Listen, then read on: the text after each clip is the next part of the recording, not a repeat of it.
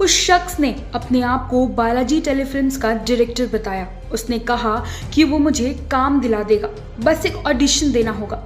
एक ऑडिशन में ही मुझे बड़ी हीरोइन बना देगा। वो मुझे अपने घर ले गया, वहाँ मुझे शराब पिलाई। शराब के नशे में उसने मेरा रेप किया। ये बातें हमारे स्क्रीन पर जिस एक्ट्रेस को देख रही है गहना वशिष्ठ है। गहना वशिष्ठ जब अपने कैरियर में स्ट्रगल कर रहे थे तो उस दिनों को याद करके गहना वशिष्ठ खूब रोए।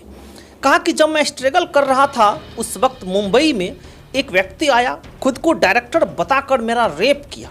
दूसरे ने कहा कि दोस्ती करो, हीरोइन बना दूंगा। कंप्रोमाइज से हार कर मैं बी ग्रेड फिल्में की। सोचिए, यह बात गहना वशिष्ठ कर रही है। कोई आता है डायरेक्टर बताकर गहना वशिष्ठ का रेप करते हैं।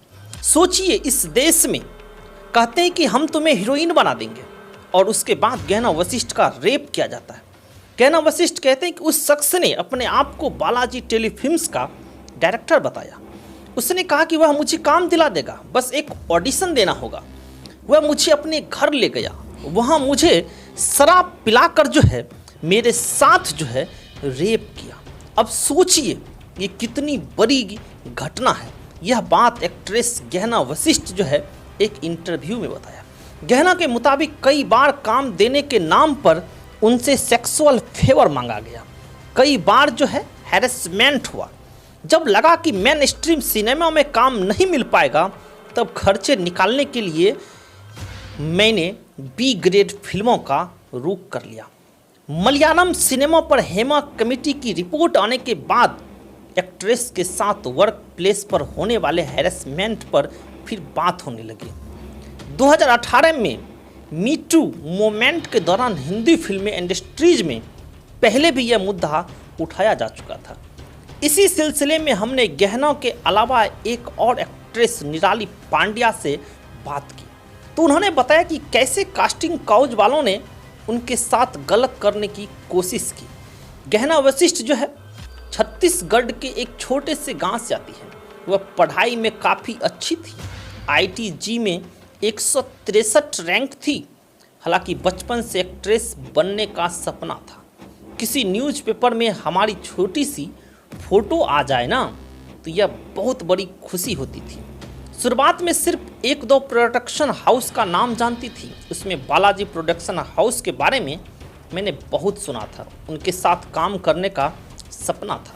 लेकिन जब मैं मुंबई आती हूँ तो मुंबई आते ही एक अलग दुनिया से मेरा परिचय हो जाता है। पहला आरोप सलमान खान की फिल्म में काम दिलाने के बहाने ऑडिटर ने प्रोड्यूसर के पास भेजा। मैं 2011 में पहली बार मुंबई आई। मुंबई आने से पहले राजेश निराला नाम के एक ऑडिटर से बात हो गई थी। उसने बताया कि वह मुझे फिल्मों में काम देगा। मुंबई आते ही उससे मिली। उसने मुझसे कहा कि वह मुझे सलमान खान की फिल्में में काम दिलाएगा। यह सुनते ही मुझे खुशी का ठिकाना नहीं रहा। एक हफ्ते के बाद मुझे एक प्रोड्यूसर के पास ले गया। वहाँ जाते ही उसने मुझे कमरे के अंदर धकेल दिया। वह बाहर से दरवाज़ा बंद कर दिया। कमरे के अंदर में प्रोड्यूसर जो है मेरे साथ ज़बरदस्ती की, जिससे मेरे कपड़े फट गए। जब मैंने चिल्लाना शुरू किया तो उसने मुझे छोड़ दिया। जैसे तैसे वहाँ से भाग निकली। मेरा एक्सपीरियंस बहुत ख़राब हो गया। खुद को डायरेक्टर बताने वाले शख्स ने शराब पिलाकर रेप किया। 2012 की बात है। मुझे मुंबई आए 1 साल हो गए थे। घर चलाने के लिए मुझे काम मिलना ज़रूरी था। एक रोज़ मेरी मुलाकात एक शख्स से हो गई। उसने अपना नाम परवीन बताया, बालाजी टेलीफिल्म्स में डायरेक्टर है। मैं उसकी बातों में आ तो गई। उसने मुझे अपने घर बुलाया। वहाँ पर कहा कि अगर तुम्हें फिल्में में काम करना है तो थोड़ा खुलना पड़ेगा। उसने मुझसे पास रखी शराब पीने को कहा। मैंने मना कर दिया। कहा कि फिल्म में एक सीन है जहाँ तुम्हें शराब पीना है, इसलिए मेरे सामने एक डेमो दिखाओ। उसने मुझे चालाकी से खूब ज़्यादा शराब पिलाई। जब मैं पूरी तरह नशे में थी तो उसने मेरा रेप किया। होश आने के बाद लड़खड़ाते हुए वहाँ से निकली और घर के सामने गड्ढे में जा गिरी। किसी ने मुझे वहाँ से उठाया और घर तक छोड़ दिया। इस घटना के बाद मैं 1 हफ्ते तक हॉस्पिटल में रहे। कई सारे आरोप जो है ये हीरोइन लगा रही है। अब सोचिए इस तरीके से बॉलीवुड में कास्टिंग काउच होती है।